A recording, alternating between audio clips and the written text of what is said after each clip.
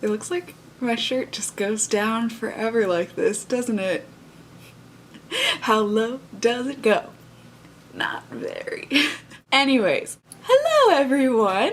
So, when I thrifted that wood shutter, if any of you remember, maybe this little flashy backy sequence will help you. I always see things like this on Pinterest and stuff where you can hang it on the wall and then stick your mail into the little slots. Because you know, when I get mail and bills, it's like I can't always pay those bills right away, and so I just kind of end up like piling them on the counter. This way, I can stick them in here on the wall and I'll actually remember about them. I got so many requests in the comments to do a DIY on how I was planning on making that into a mail holder.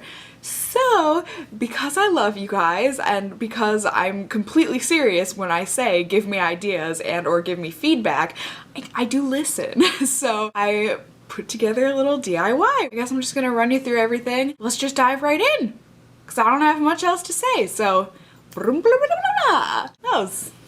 that was nice, wasn't it?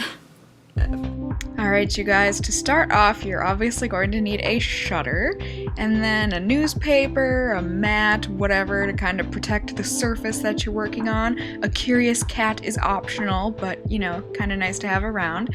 You're also going to need some cheap acrylic type paints that'll stick to wood, whatever color you want, some assorted paint brushes, a flat top will pretty much do, and then some sort of a paper backing that you'll be able to glue to the back of your shutter, with a hot glue gun and some extra glue sticks if you may need them. I sure did.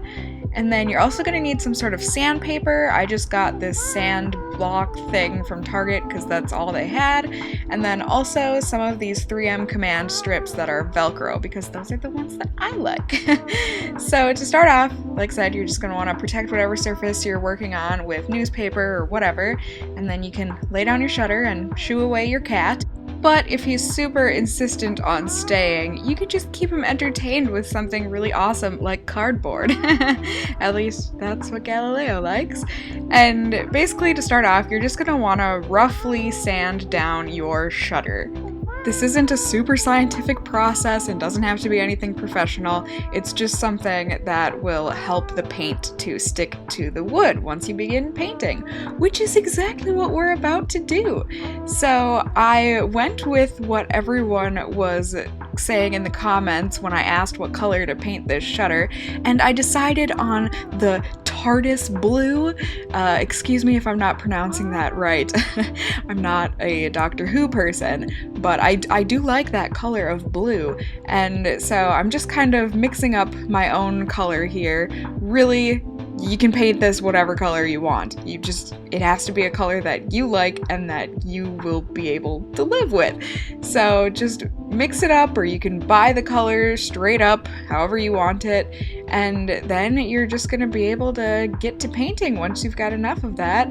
So, like said, again, this is nothing scientific or proper. You just kind of slather that shutter in paint. And it doesn't have to be a really thick layer of paint or anything, since we're just gonna kind of sand it down in the end anyways to give it that kind of weathered look. So just do the best you can and make sure your cat doesn't lick any of the paint or get paint on his little paws where he might lick it in the long run, because that would be bad. But anyways, my camera shut off the footage of me finishing that shutter, but basically I finished painting it, and then you're just going to want to let it dry. Overnight is preferable, just to make sure that it's completely dried.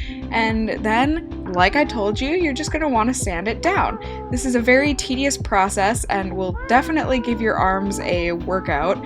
I recommend using a rougher grit of sandpaper than this block happened to be. It just made the process a lot worse, at least in terms of elbow grease you had to put in, but it does help to use a softer grit if you want to be able to really control the amount of weathering that gets put in. So just do that, and then make sure you clean up your space really well, especially if you have a pet, because, like said, you really don't want them to be ingesting any of that paint. And also, you don't want yourself to ingest any paint. Many artists have gone clinically insane because of paint inhalation. So No joke there. Look up Goya's story. But anyways, I didn't notice until this last part here that I would need to remove this. I don't know what it's called, but it's the little thing that controls the shutter. So you're gonna want to figure out how to detach that. I would recommend a really strong metal clipper. I didn't have one of those, so I just yanked it out very tediously, but you can get it done. And then you're just going to want to use that paper backing. Like I said, you could have used newspaper or something, but I just had this paper bag laying around and I figured I would utilize it.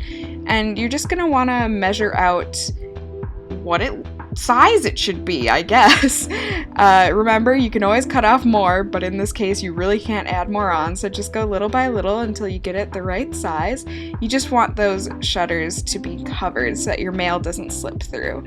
And then you're going to want to get out your hot glue gun and make sure it's all warm and toasty. Don't burn yourself, kids. These things are hot. They do call them hot glue guns for a reason. So yeah, like I said, you're just going to want to glue this down completely around the back of your shutter. It doesn't have to be perfect, just make sure that the paper bag isn't sticking out from the sides so that it's concealed once you hang it up on the wall, and then you will be good to go. Alright, so we are almost done. Now you're just going to want to add those 3M strips. I mean, you could always use like hooks and nails and all that business, but since I personally move a lot, it's just easier this way and you don't have to put holes in the walls. So just make sure that the shutters are pointing up rather than down so that you can put your mail in it. And if you're forgetful like me, you can always remind yourself which way is up by drawing a little arrow on the back of your shutter. There's no shame in this. And then, like I said, you're just going to want these Velcro strips. And the way that I personally do this, I just take 2 of them and then I sandwich them together. Depending on how heavy your shutter is, that's going to make a difference on how many of these you're going to need. Mine personally only needed a total of 4, but yeah, like I said, you just sandwich them together, and then once you do that, you can peel off the backing to one of those strips of the sandwich, and then just really securely push it onto the back of your shutter there, and then repeat however many times around the shutter you need, like I said, depending on the weight. Mine just needed 2. So here we are, the final moments. Now, once those are stuck onto your shutter, you can peel off the backing to the other side of your sandwich, and then you can just place it on the wall. And why I personally love doing this is because if you make any mistakes during the process of your hanging, aka if it's not level the first time around, which, come on, not all of us are professional wall hanging people, so, you know, I got it wrong like the first 12 times. It's nothing to be ashamed of, but then you can just level it out and you can just peel off your shutter. Those other 2 will stay stuck to your wall, and then you can just keep replacing it as many times as you need, and you don't need to worry about putting a million nail holes in your wall, and it just works out best, I find. So once it's secure, then you can just look at this. You can just stick your mail in the shutter when you get home, or take stamped mail out with you when you leave. It's just so cute and convenient. Alright, so that's it, you guys. I hope you enjoyed. I hope this was simple and easy and straightforward enough for you. I know I was pretty surprised when I was finally looking around on Pinterest and whatnot to see an actual DIY on how to make these things. There really weren't many. There were just like a couple that I could find, and they weren't very good. So I hope this was a nice little explanatory video for you all if you're interested in making your own. Yeah, my take on it, just thrown into the pile. I would really love to see if any of you decide to make this for yourself. I'd love to hear what you think, just in general. I guess just until next time, just stay well until then. Bye, you guys!